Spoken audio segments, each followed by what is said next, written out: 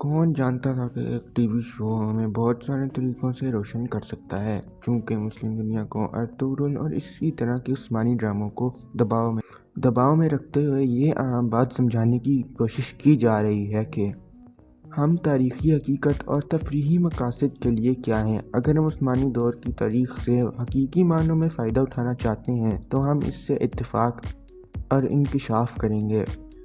آج ہم Ertugrul Ghazi کے بارے میں آپ تک کچھ اہم باتیں بتائیں گے۔ ارطغرل بے عثمان کے باپ تھے جو قبیلے کے چھوٹے حصے کے ساتھ صرف 400 خیموں کے ساتھ مغرب کی طرف کا رستہ اختیار کیا، اور ارطغرل غازی نے اسی طرح ایک عظیم سلطنت کی بنیاد رکھی۔ سعادتین کوپیک کے سلطان علاء الدین کو زہر آلود کرنے کے بعد اس نے کوپیک کی حکومت کے خلاف بغاوت کر دی اور اپنی ہی ریاست، اس کا دارالمدار سوگوت شہر کا اعلان کر دیا۔ ان کی بیوی سے ان کی محبت اور احترام بڑے پیمانے پر مشہور تھے۔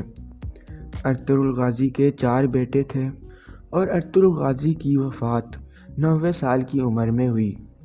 آپ کی زندگی کے آخری 10 سال آپ کے قبیلے میں بہت خاموشی سے گزر گئے۔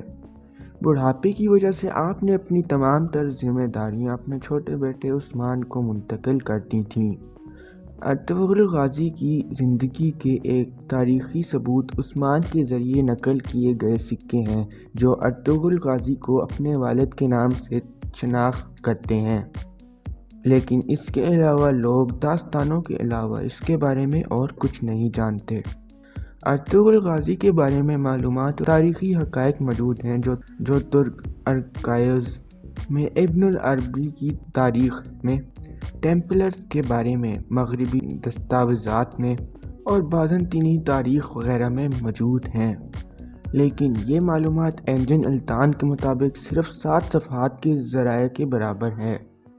انجن التان، جنہوں نے ارطغرل غازی کا کردار نبھایا کیونکہ وہ ترکی تاریخ کا سب سے پہلا شخص تھا جو کہ خانہ بدوش زندگی سے دور چلا گیا اور ایک ایسی ریاست کی بنیاد رکھی جو کہ گزشتہ 600 سالوں سے چلتی آ رہی ہے۔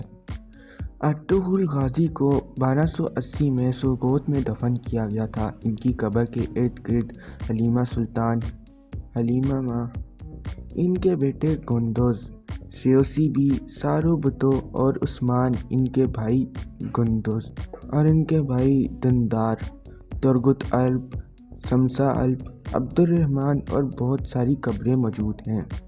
ان کے الپس کے دیگر افراد جو ارطغرل بی کے ساتھ سوگوت پہنچے، وہ جو وہاں دفن نہیں ہوئے تھے، راستے میں ہی دم توڑ گئے۔ آج کے لیے اتنا ہی۔ اگر آپ کو ویڈیو اچھی لگے تو لائک، شیئر اور سبسکرائب کرنا مت بھولیے گا۔